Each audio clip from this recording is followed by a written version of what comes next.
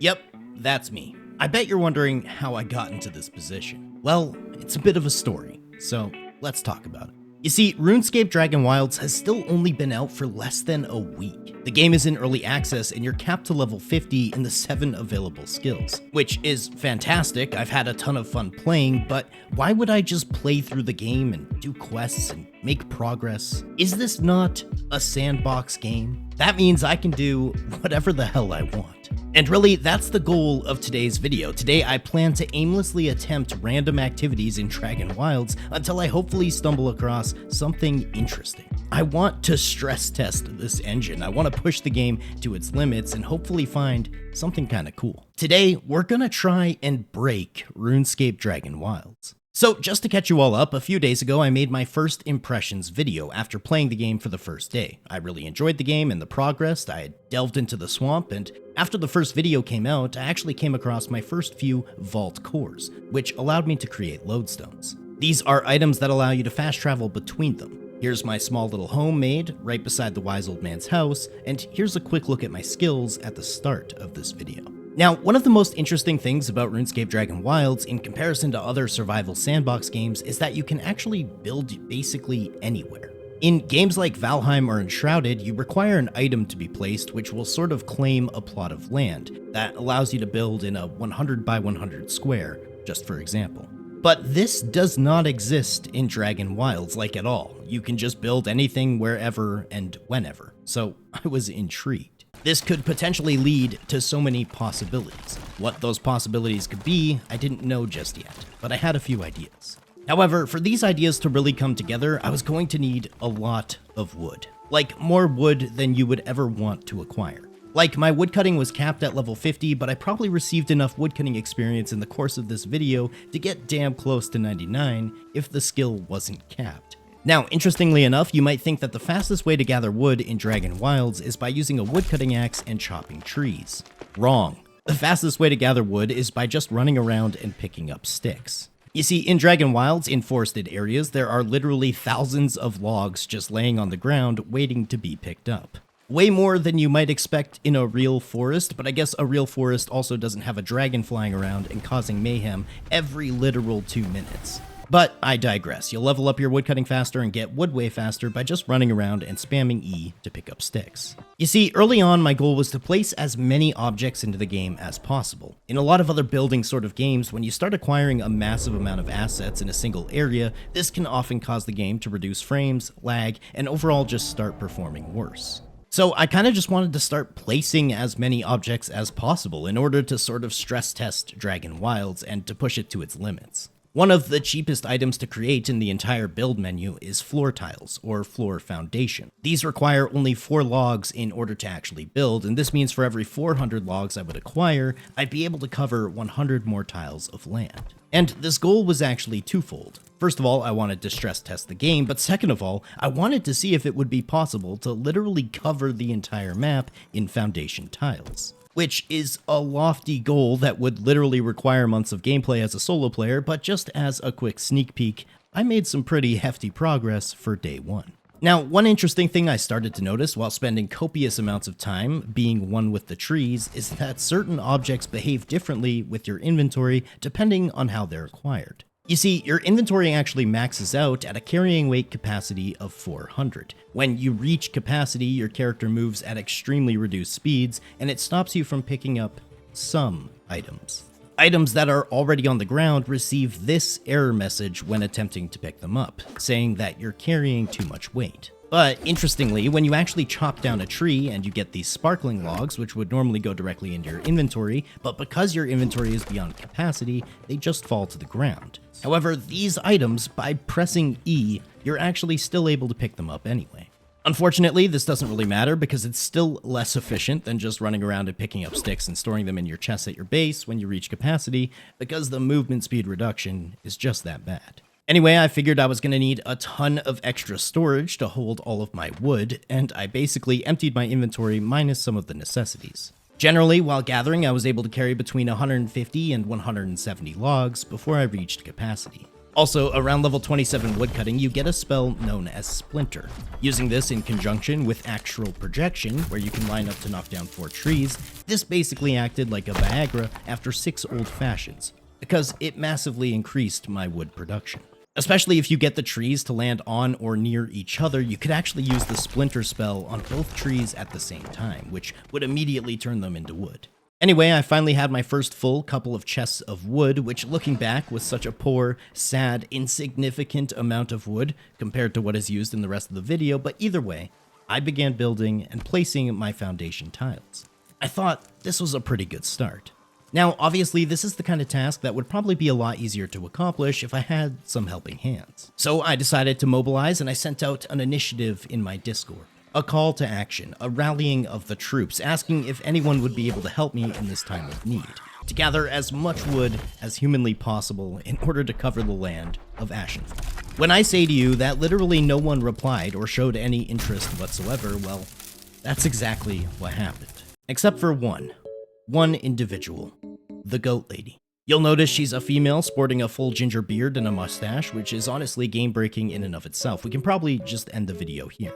But honestly, Goat Lady hung out for a few hours and managed to get a decent amount of wood, but I think she spent more time interested in watching the dragon fly around and attempting to distract me, so I promptly kicked her out of my server and got back to work. Anyway, within just a couple of hours, progress was already looking really good. At this point, I had probably chopped and gathered around 3,000 logs just to make this happen. And it wasn't too much longer after that where I had achieved 50 woodcutting, which is the soft cap currently. But there were a few annoyances. First of all, I had to constantly deal with the dragon who literally shows up sometimes twice a day just to fuck your shit up.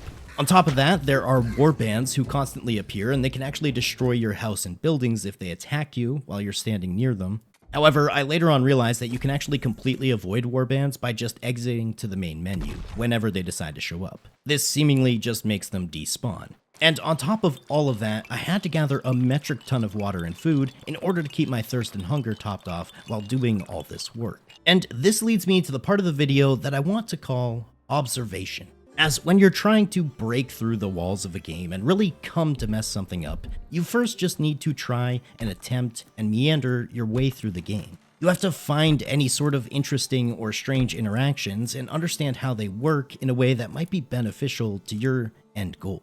And that's when something really interesting happened after collecting water. Something that would change the entire course of this video, though I didn't know it just yet. You see, a little while later, I realized there was an unstuck feature. I hadn't tried or used this at any point, so just out of curiosity, I decided to see what would happen.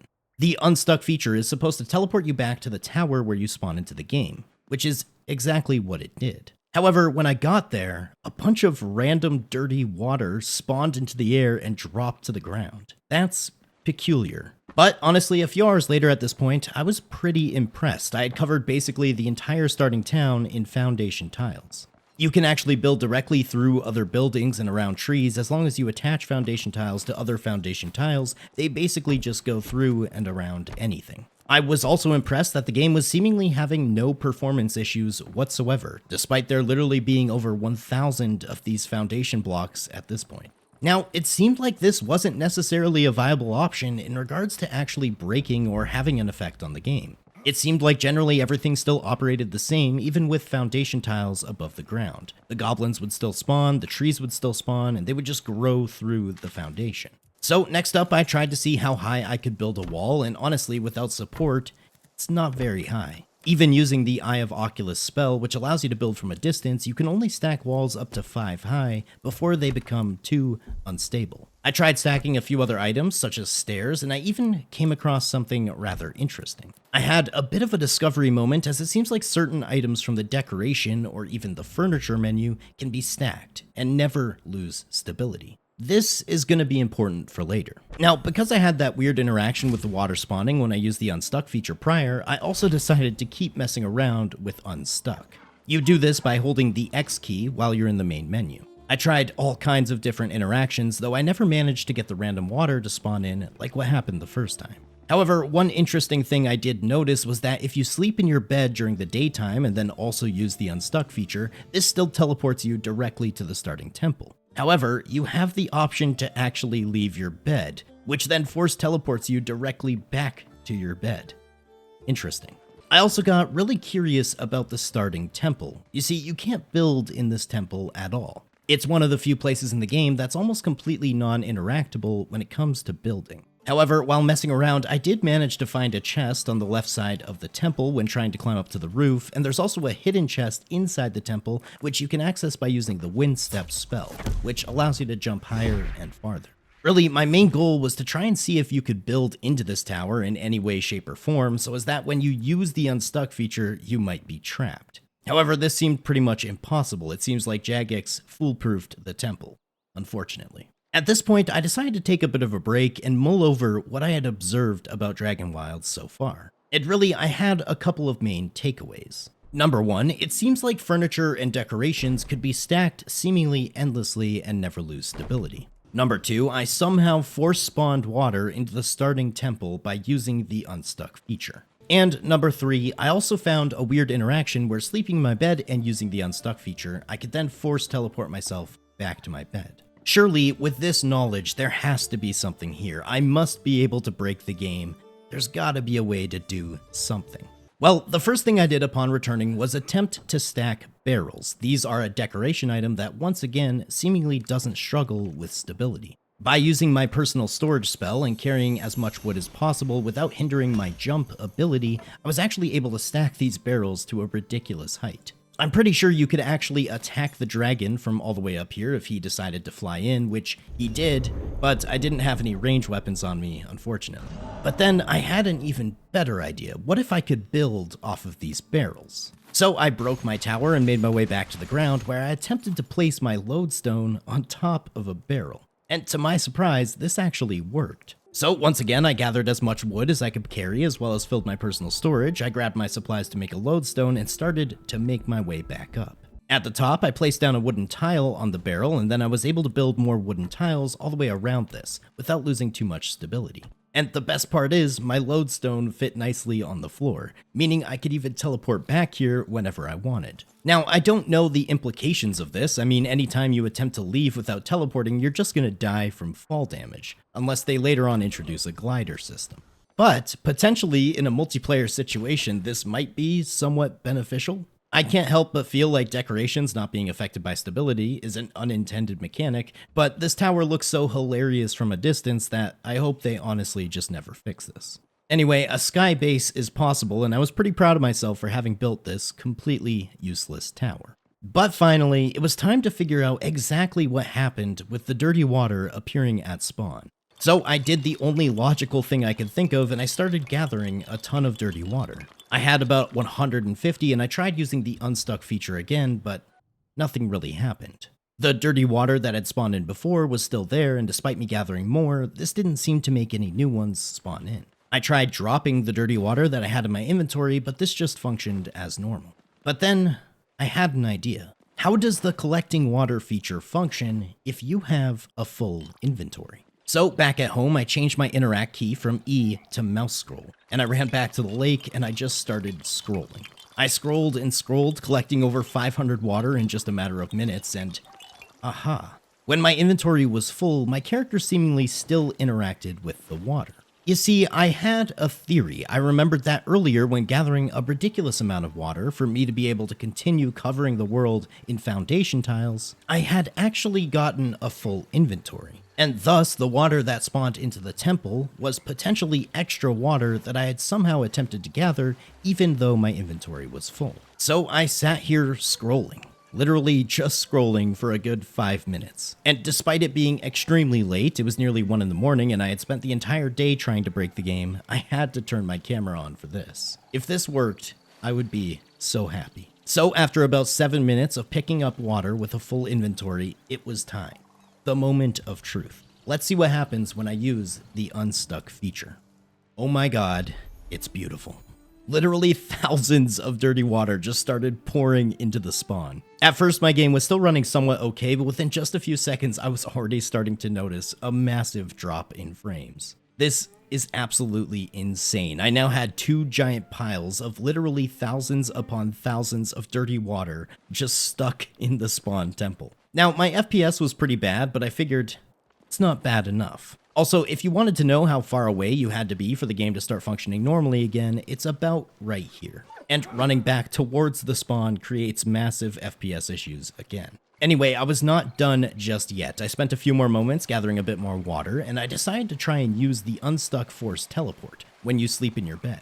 I wanted to see if I could make the water start spawning at my house. So I slept in my bed during the day again, and I used the Unstuck feature to get teleported to the temple while still technically sleeping in my bed, and I tried to press leave bed as fast as possible in order to potentially trigger this effect back in my house. But the game was lagging so badly that it wouldn't register literally any of my actions. So as thousands and thousands of dirty water spawned literally on top of me to the point I actually couldn't see anything, all while spamming the leave bed button, I was finally teleported to my house, but unfortunately this didn't seem to spawn the water in my house, so that idea was just a pipe dream. I also attempted logging out to the main menu and logging back in to see if the water would despawn, but this seemingly still had no effect. The water was all still very much there in the center of the temple. And interestingly, despite me not having gathered any more water, you still have to wait as all the water attempts to load in, and it immediately begins causing performance issues. So, with all that being said, I had one last goal in mind, to gather as much water as humanly possible while having a full inventory,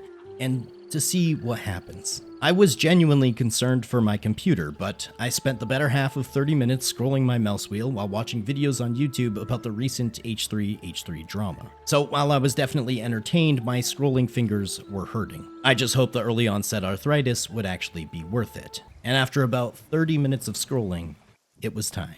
I pressed unstuck for the final time.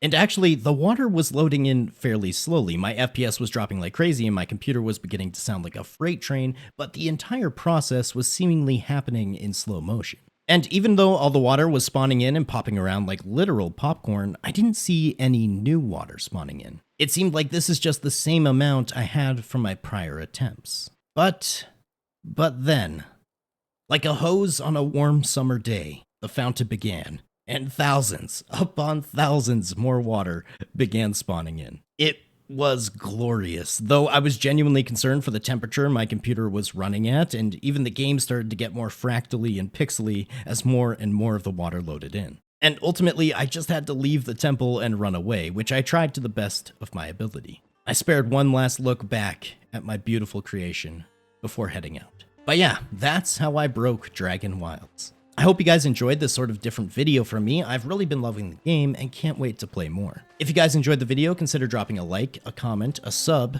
Those things help a bunch. And if you really enjoyed the video, consider becoming a channel member. Anyway, folks, I will catch you all in the next one. Later.